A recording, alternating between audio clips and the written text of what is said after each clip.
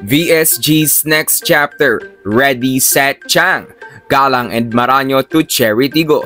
Ara not fit sa crossovers. Maraño new team captain.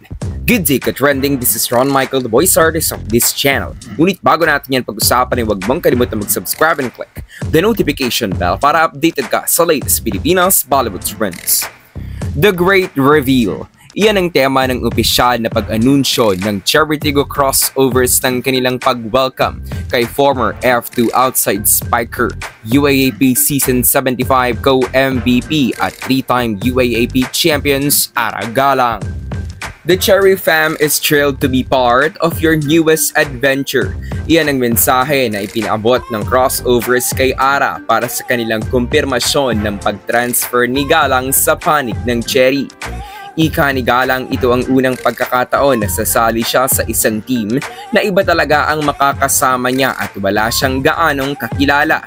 Gayunpaman, thankful si Galang sa pagbibigay ng Cherry sa kanya ng pagkakataong makapaglaro muli.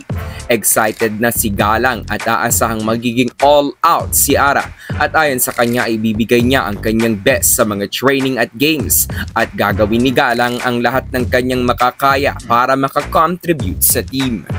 Si Galang ang magiging ikalimang outside spiker ng crossovers. Susundan niya ang mga pangalan nila EJ at Ea Laure, Ces Robles, Shaya Adorador at Franz Ronquillo.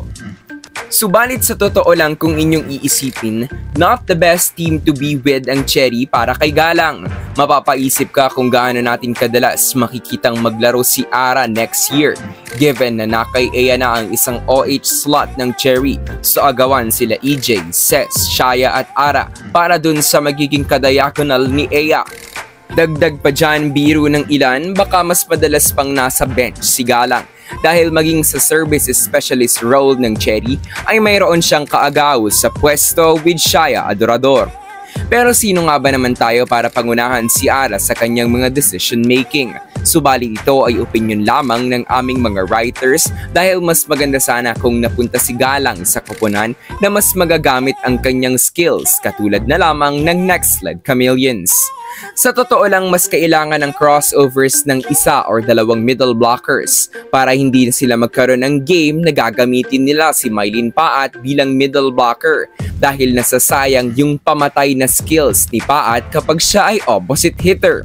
Well, ganun na nga ang ginawang move ng Cherry dahil hindi nagtagal at inanunsyo na din ng crossovers ang pagpirma sa kanila ng F2 teammate ni Ara at kanyang co-MVP noong UAAP Season 75, Abby Maraño. Mothers, sisters, and even fathers at ngayon ay isang Swishy ang nasa Cherry family. Finally ay maglalaro na together sa isang local team ang national team close friends and Swishies Abby Maraño and Mylene Paat. Hanggat nire-recover ni Amy Hernandez ang kanyang knee injury, ay mas magiging important ang role ni Chang for Cherry. Mas lumalakas sa mga MVs ng ibang team, lalo na yung mga kapwa Final Four contenders ng crossovers, kaya't hindi pwedeng mapag-iwanan ng crossovers pagdating sa gitna. Dagdag pa dyan, hindi imposibleng si Abby Maraño ang magiging susunod na team captain ng Cherry dahil siya ang pinaka-vocal sa ngayong nasa rosters ng crossovers. Ang leadership na mas magpapataas ng moral ng crossovers ang makukuha nila mula sa serbisyo ni Abby Maraño.